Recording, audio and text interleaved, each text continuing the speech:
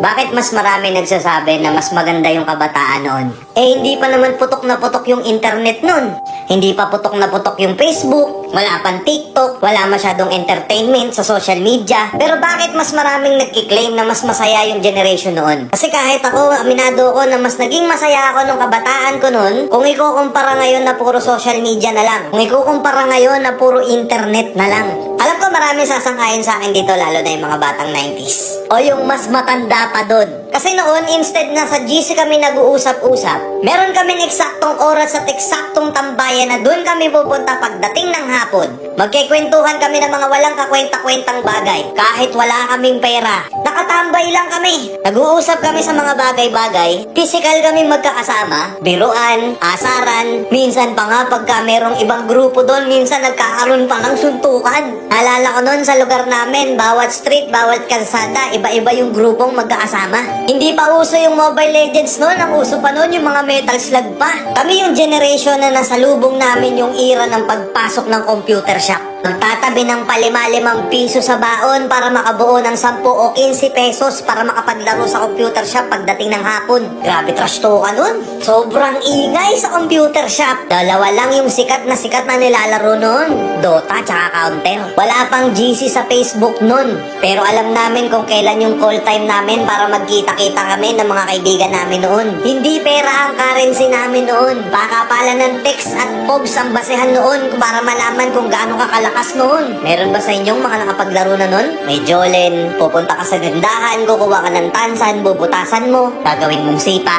Kada dadating yung Pasko, hindi pwedeng hindi ka magpapabili ng pellet gun. Kami yung mga kabataan noon na hindi pwedeng hindi kami mawawalan ng sugat sa katawan. Sub-sub dito, sugat-sugat na tuhod, at kung ano-ano pang sakit sa katawan. Napakasaya noon kasi ang kasiyahan namin noon sobrang simple lang. Kahit wala kaming pera, basta kompleto ang tropa, okay na okay na. Yung tipong pupunta ka sa court, makikipagpustahan ka, kahit yung pusta is tubig lang, palag-palag na. Ibang klase yung tuwa at saya, lalo na nung nakikipaglaro ka pa ng luksong baka at Tom Sawyer pa. Nakakamiss, di ba?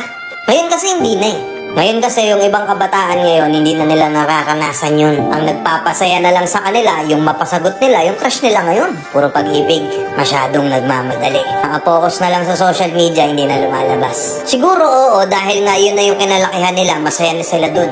Pero aminin man natin at hindi, sa mga nakaranas ng mga ganong klaseng kabataan noon, mas masaya, di ba? Na kahit gutom ka na maghapon, may palo ka pa pag-uwi. Hindi yun mahalaga, ang importante kahit gusgusin na yung itsura mo, as long as makalaro mo yung mga kalaro mo, okay na. Masaya ka na. Nakakamiss lang balikan. Tapos ngayon yung buhay natin, hindi na ganun kasaya.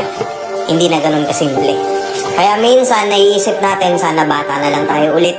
Oo, wala nga tayong pera nun, pero masaya tayo. Hindi ganun kalaki at hindi ganun kabigat yung problema noon. Habang tumatanda tayo, nawawala na yung saya natin nung bata tayo. Kaya minsan yung iba, ini-spoiled nila yung inner child nila ngayon. Kasi aminin man natin o hindi na natin mababalik yung dati. Andito na tayo sa realidad. Sa realidad na pagka natapos mo yung isang problema, may problema na ulit agad. Wala ka ng time. Ubus yung oras mo. Hindi ka pa nakakapagpahinga, meron na naman panibagong problema. Kaya kung tatanungin ako, mas masaya ba talaga yung kabataan noon? Mas masaya ba talaga yung generation noon? Para sa akin, oo. Sa nakikita ko ngayon na yung mga bata nakapokus na lang sa cellphone, tablet, sa computer, na yung iba halos hindi na mabitawan yung mga gamit na yun. Siguro isang reason din kung bakit ang kakapal na ng mukha natin ngayon. Kasi noon, nung bata pa tayo kahit hindi natin kakilala, nakikipaglaro tayo. Tapos wala pang ilang oras, best friend na natin, kaibigan na natin, kasama na kagad sa circle of friends natin. Malamang sa malamang nga, meron kang mga nakalaro noon na ilang araw mong nakalaro, ilang linggo mong nakalaro, pero hanggang ngayon hindi mo kilala kung sino siya o anong pangalan niya. Hindi mahalaga kung sino siya, ang mahalaga masaya at nag-enjoy ka ng mga panahon na yun. Tama, di ba? Kaya kung isa ka sa mga tinutukoy ko na naging masaya yung kabataan noon, kamusta po? Sana okay pa rin kayo. Nakakamiss, no?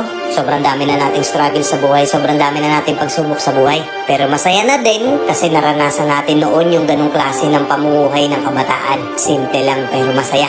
Di ba? Let's go.